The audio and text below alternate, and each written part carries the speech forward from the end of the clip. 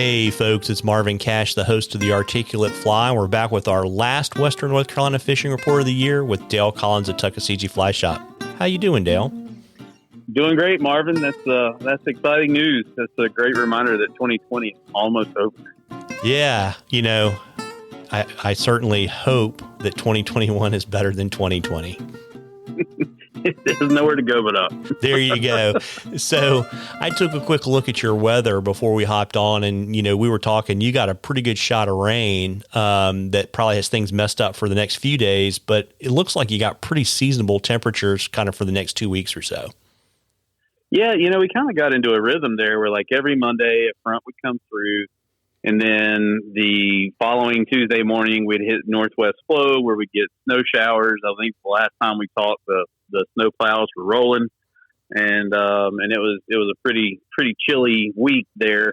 But yeah, we're having days in the 50s today. I think it warmed up to 60 degrees. Tonight it's going to drop down around 28 or 30, and that's kind of ideal for this time of year. And wasn't a cloud in the sky today after that front cleared out of here.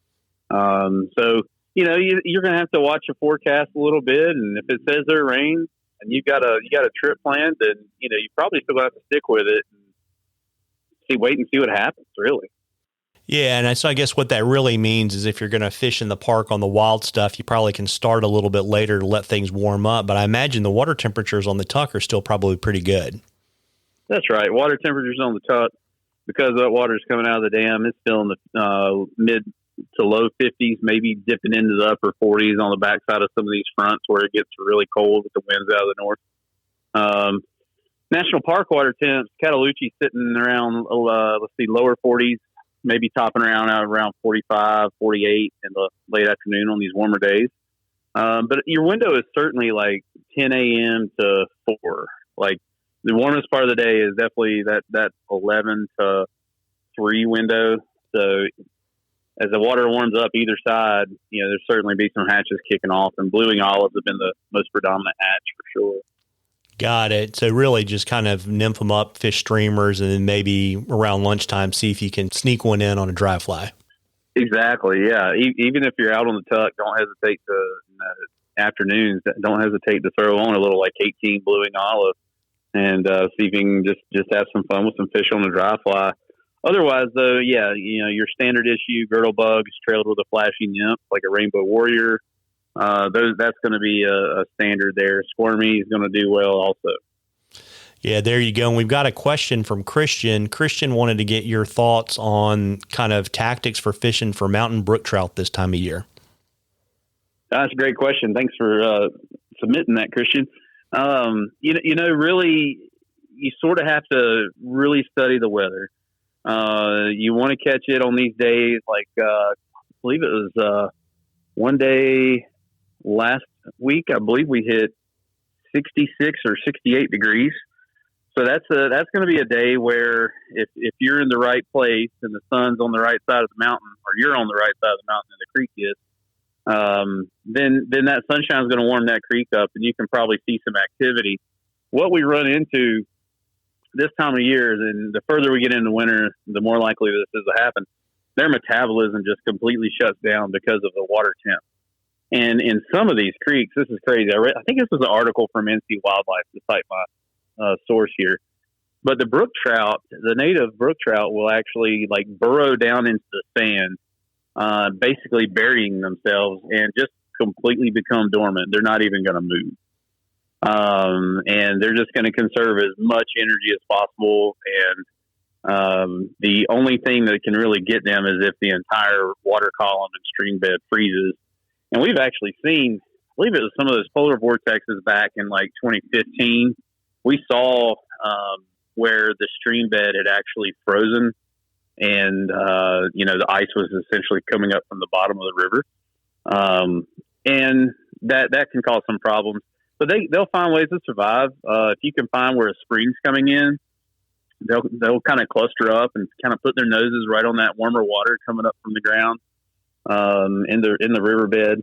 And but for the most part, it's going to be a slow game, low expectations. Maybe throw some really small nymphs and just kind of set every now and then if you don't feel anything happening.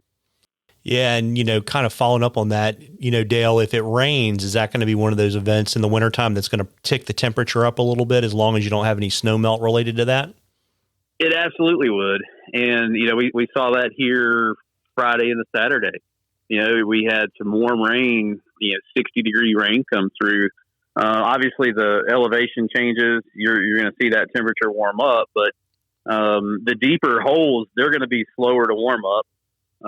But yeah, absolutely. That's a great point, man. Cool. Well, listen, folks, we love questions on the articulate fly. You can send them to us. You can email them to us or send them to us on our Facebook or Instagram page. If we use your question, I'll send you some articulate fly swag. And, very early in 2021, Dale, we'll have the drawing for among all the folks that ask questions throughout the year, and they'll get some cool stuff from the shop. Sounds good, man.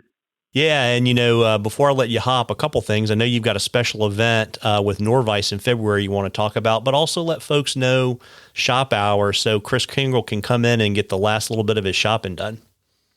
That's right. So in Bryson City, we're going to be 10 a.m. to 2 p.m. Monday, Tuesday, Wednesday, and then run Thursday, Friday, Saturday, 9 to 5. Then over in Silva, the location downtown, we're going to be pretty much 9 to 5 Monday through Saturday there, closed on Sunday in both locations. Obviously, check out tuckflyshop.com. There's some great Black Friday deals running all the way until the end of the year, and obviously some other offerings as well. So we've got a great relationship with Tim there with Norvise, and we had a day in October here where Tim was down and we had a demo day in the shop. I was like, we should really just have Tim come down here and let's make it a weekend event. And so that's what we've done. It's called the Norvise Boot Camp. It's $13.99, and that includes your lodging, all your meals, and then also a complete Norvise tying system built into that price. And of course, you're going to get instruction. I think there's 4 Norvise pros that are going to be there, and we're topping this out at 6 people. So it's going to be some great one-on-one instructional opportunities. You're going to be at the Best Western River Escapes, right on the fly fishing trail in Dillsboro, right beside the Tuckaseegee River. So it's going to be a great weekend. It's going to be a great event, a lot of learning going on, and just immersion, really just total immersion into the Norvise world and how to set it up, how to get the bobbins going, and then obviously some pattern instruction. Yeah, very cool. And Dale, is it possible, like if someone was local, can they kind of sign up and do the instruction and not have to do the hotel and all that kind of stuff? Great question. Yeah, we have it broken out where if you've already got a Norvise and you just need the hotel and instruction, then we can get that for you. If you've already got like a second home here or live around, driving distance here, we've got it broken out with the lodging and device removed as well. So we can a la carte this thing to fit anyone's needs. Well, there you go, folks, and that's going to be a great event because I guess you got Tim, right, and Tyler. Yep, Tim, Tyler, I think Braden. Yep. Yeah, I think Braden's jumping in, and then of course Shannon, our very own Big Mess. Yeah, there you go. Yeah. Folks, I can't believe it's already the end of 2020. It's been a long year, but I do want to wish everyone a Merry Christmas and a Happy New Year. Merry Christmas, Dale. You too, Marvin.